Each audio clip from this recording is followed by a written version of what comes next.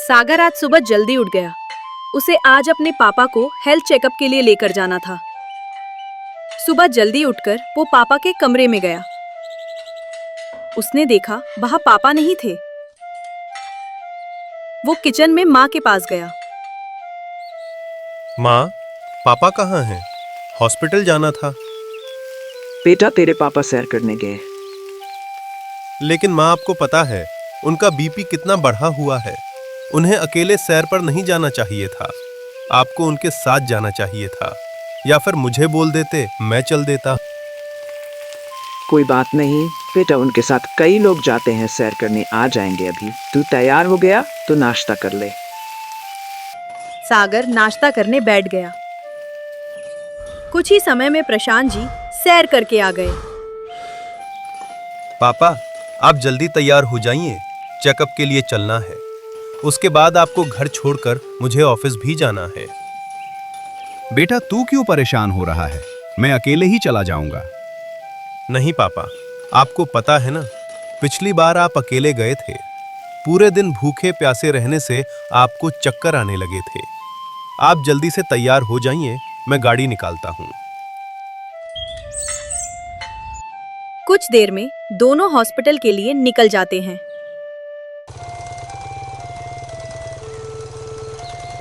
रास्ते में प्रशांत जी सागर से बात करते हैं। बेटा, तेरी अच्छी खासी नौकरी लग गई है। अब तू शादी के बारे में सोच। मेरा क्या भरोसा। एक ही सपना है, तेरी बहन तान्या की तरह तेरी भी शादी देख लूं। पापा, आप कैसी बात कर रहे हैं? आपको कुछ नहीं होगा। वैसे भी अभी दीदी की शादी को 1 साल भी नहीं हुआ है। बेटा, वो तो ठीक है, चल मेरी छोड़, पर शालिनी भी कई सालों से शादी के इंतजार में बैठी है। उसके बारे में भी तो सोच। पापा, मैंने शालिनी से बात कर रखी है। उसका इस साल फाइनल ईयर है। उसके बाद हम दोनों शादी कर लेंगे। ऐसी ही बातें करते करते दोनों हॉस्पिटल पहुंच जाते हैं। पापा, आप यहाँ ही बैठिए, मैं डॉक्टर से बात करके आता हूँ। ठीक है बेटा। सागर अकेले में डॉक्टर से बात करता है। डॉक्टर, कोई मेजर प्रॉब्लम तो नहीं है पापा को? सागर उम्र के साथ साथ शरीर ढलने लगता है। वैसे कुछ बड़ा नहीं लग रहा, लेकिन वे ठीक से खाना नहीं खा पा रहे। ये चिंता का विषय है। लेकिन तुम चिंता मत करो, मैं कुछ दवाइयाँ बढ़ा रहा हूँ। बस एक बात का ध्यान रखना, तुम्हारे पापा दवाइयाँ टाइम पर ले लें। चलो पापा। बेटा, क्या कहा डॉक्टर ने? कुछ नहीं पापा, बस अच्छे से खाना खाने के लिए कहा है। मैंने तो पहले ही कहा था, तुम ही परेशान होते रहते हो। सागर पापा को घर छोड़कर ऑफिस चला जाता है। शाम हो चुकी थी। शाम को वह ऑफिस से निकलने वाला होता है, तभी शालिनी का फोन आ जाता है। क्या हुआ शालिनी? क्या हम मिल सकते हैं? कहाँ पर आना है? जहां हम मिलते हैं वहीं आ जाओ। ठीक है। दोनों नदी किनारे मिलते हैं। सागर को परेशान देखकर शालिनी ने उससे पूछा, क्या बात है सागर, तुम कुछ परेशान लग रहे हो। शालिनी, पापा की तबीयत ठीक नहीं रहती। आज वे मेरी शादी की बात भी कर रहे थे। तुम्हें तो पता है, तान्या दीदी की शादी को अभी 1 साल भी नहीं हुआ है। उनकी शादी के लिए मैंने लोन लिया था, जिसकी EMI चल रही है। ऐसे में पापा के इलाज का खर्च भी है। मैं अभी शादी के बारे में सोच भी नहीं सकता। शालिनी थोड़ी देर चुप रहकर बोली, तुम चिंता मत करो, 2 महीने बाद मेरा कॉलेज खत्म हो जाएगा। उसके बाद मुझे नौकरी मिल जाएगी। हम दोनों मिलकर सब संभाल लेंगे। नहीं शालिनी, मैं अपने हालात का बोझ तुम पर कैसे डाल सकता हूँ। मैं चाहता हूँ कि तुम्हें सुख दे सकूं। बस मुझे थोड़ा सा और समय दो। एक बार सब कुछ सेटल हो जाए, फिर हम शादी कर लेंगे। शालिनी चुप रह जाती है।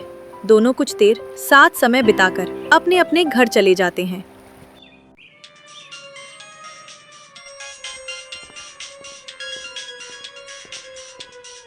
2 दिन बाद सागर के पास डॉक्टर का फोन आता है।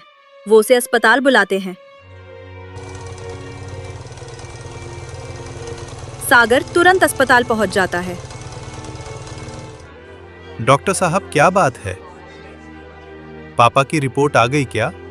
हाँ सागर, तुम्हारे पिताजी की रिपोर्ट आ गई है। डॉक्टर साहब, सब ठीक तो है ना? कोई चिंता की बात तो नहीं है? सागर, अब मैं तुम्हें क्या बताऊं? तुम्हें हिम्मत से काम लेना होगा। तुम्हारे पिताजी को कैंसर है और वो भी 3रे चरण में है। सागर के पैरों तले जमीन खिसक गई। सागर, यह बात अपने पिताजी को मत बताना। उनका दिल पहले ही कमजोर है। लेकिन डॉक्टर साहब, आपने तो कहा था कि कुछ गंभीर नहीं लग रहा, फिर अचानक यह कैसे? मुझे भी शुरुआत में ऐसा ही लगा था। रिपोर्ट देखने के बाद मैं भी बहुत हैरान रह गया। डॉक्टर साहब, अब तो विज्ञान ने काफी तरक्की कर ली है। आप सबसे अच्छा इलाज शुरू कीजिए। पैसों की चिंता मत कीजिए, मैं इंतजाम कर लूंगा। सागर, बात पैसों की नहीं है। कैंसर काफी फैल चुका है। उनके पास ज्यादा से ज्यादा 6 महीने का समय है। मैं कुछ दवाइयां लिख रहा हूं जिससे उन्हें थोड़ी राहत मिलेगी, लेकिन जितना हो सके उन्हें खुश रखने की कोशिश करना। सागर अंदर से टूट जाता है। वो बाहर निकलकर शालिनी को फोन करता है। सागर शालिनी को सारी बात बताता है और रोने लगता है। सागर, तुम हिम्मत से काम लो, सब ठीक हो जाएगा। तुम्हें पता है शालिनी, मेरे पापा ने कितने कष्ट उठाकर मुझे पढ़ाया लिखाया। अब जब उन्हें सुख से रहने का समय आया तो ये बीमारी खड़ी हो गई। भाग्य के लिखे को कोई नहीं बदल सकता। अब तुम केवल उनकी खुशी के बारे में सोचो, उन्हें खुश रखो और खुद भी हिम्मत रखो। इसी तरह बातें करके सागर घर आ गया। घर आते ही पापा ने पूछा, कहाँ गए थे बेटा? पापा, डॉक्टर ने आपकी रिपोर्ट लेने के लिए बुलाया था। अच्छा बेटा, क्या कहा डॉक्टर ने? सब ठीक तो है ना? पापा, सारी रिपोर्ट सामान्य है, कोई चिंता की बात नहीं है। बस थोड़ा बीपी बढ़ा हुआ है। डॉक्टर ने कुछ दवाइयां लिखी हैं, आप उन्हें समय पर लेते रहिएगा। ये कहकर सागर चुपचाप अपने कमरे में चला गया। पुष्पा जी को कुछ अजीब लगा तो वह उसके पीछे पीछे चल दी। अरे माँ, क्या हुआ? बेटा क्या बात है, तू कुछ परेशान है? सब ठीक तो है ना? हाँ माँ, सब ठीक है, आप चिंता मत करो। चल तो फ्रेश हो जा, मैं तेरे लिए खाना लगा देती हूँ। नहीं माँ, मैं शालिनी से मिलकर आ रहा हूँ। वहीं हमने खाना खा लिया था। आप और पापा खाना खा लो और सो जाओ। उनके जाने के बाद सागर बहुत देर तक रोता रहता है।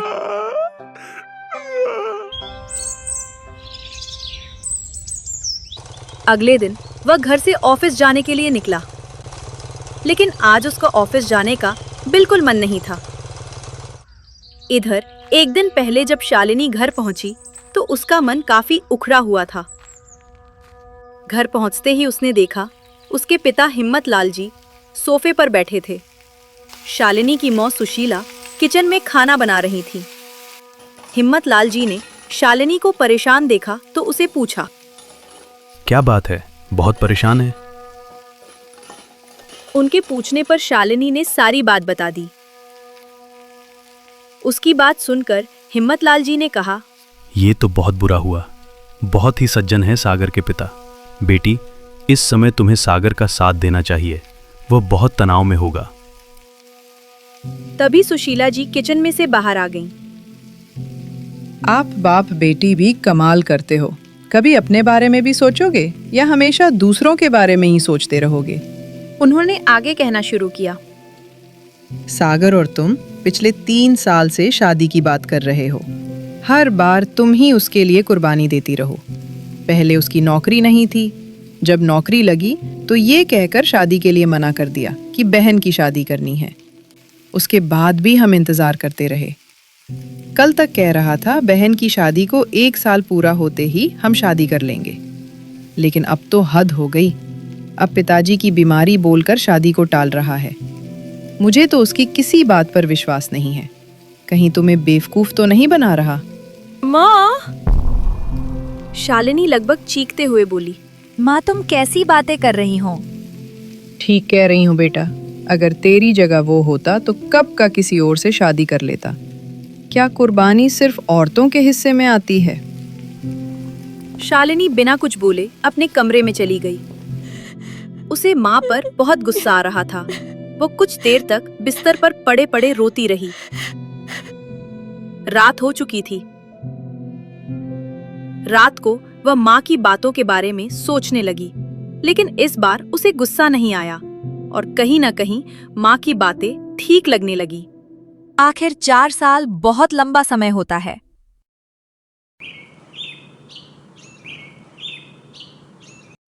अगले दिन जब वो सुबह सोकर उठी तो मन बहुत उदास था। असमंजस की स्थिति थी कि ऐसे में सागर का साथ दे या अपने भविष्य के बारे में सोचे। वो फैसला नहीं ले पा रही थी। इसी कश्मकश के बीच सागर का फोन आ गया। शालिनी बहुत कंफ्यूज हो रही थी, इसलिए उसने फोन नहीं उठाया। इधर सागर फोन किए जा रहा था, लेकिन शालिनी फोन नहीं उठा रही थी। आपको कहानी कैसे लगी मुझे कमेंट में जरूर बताना और दूसरा पार्ट देखने के लिए सब्सक्राइब करके रखना।